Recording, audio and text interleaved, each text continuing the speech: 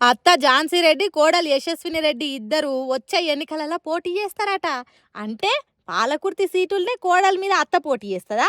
లేకుంటే అత్తకు కోడలు ఎమ్మెల్యేగా ఉండు ఇష్టం లేక ఓడగొట్టి ఇంట్లో కూసుండబెట్టే ఉపాయం వేసిందా అని అనుకోకొనరే. ఎందుకంటే వచ్చే ఎన్నికలల్లో ఇద్దరు ఎమ్మెల్యేలు అయిదామని ప్లాన్ వేసిండ్రట.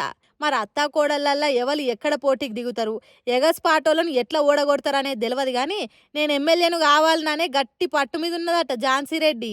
మరి ఒక్క కుటుంబంలోనే 2 సీట్లు కాంగ్రెస్ పార్టీ ఇస్తుందా? ఒగాలిస్తే పాలకుర్తి కాకుంటే ఇంకెక్కడ ఇస్తుంది? వేరే కాడిస్తే అక్కడ టికెట్ మీద ఆశలు పెట్టుకొని కాంగ్రెస్లో పనిచేసిన వాళ్ళు ఊకుంటారా? ఓగాలు ఊకున్నా తమ సొంత నియోజకవర్గం కానీ లీడర్లను కాంగ్రెస్ కార్యకర్తలు ఓన్ చేసుకుంటారా? ఓన్ చేసుకున్నా ఓట్లేస్తారా? అత్త కోడలు ఇద్దరు ఎమ్మెల్యేలు అయితే కాంగ్రెస్ పార్టీ ఓగలకు మంత్రి పదవి ఇస్తుందా?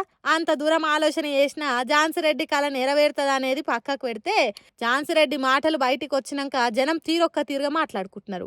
అసలుకే ఎసరు లేదంటే పెసరవప్పు వండే పెండ్లి పెళ్ళామా అన్నాడట వెనకటెవడో.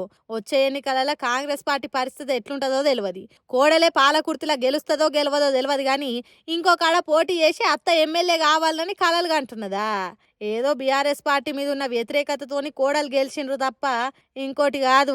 అట్లా గెలిచిన అసెంబ్లీలో గట్టిగా మాట్లాడింది లేదు, ఎండుతున్న పంటలకు నీళ్ళు వచ్చేటట్టు చేసింది లేదు, ఆయమానంగా నిధులు తెచ్చి పాలకుర్తి నియోజకవర్గాన్ని డెవలప్ చేసింది లేదు.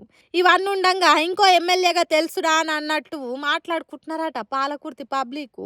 ఎవరు ఎట్లా మాట్లాడుకున్నా ఏమనుకున్నా ఎన్నికల నాటికి ఏ పార్టీ గాలి ఏ తిరుగుంటుందో, అత్త కోడల గెలుపు ఓటములు ఎట్లుంటాయో అనేది ముందు ముందే చూడాలిగా. ఏమంటారులా?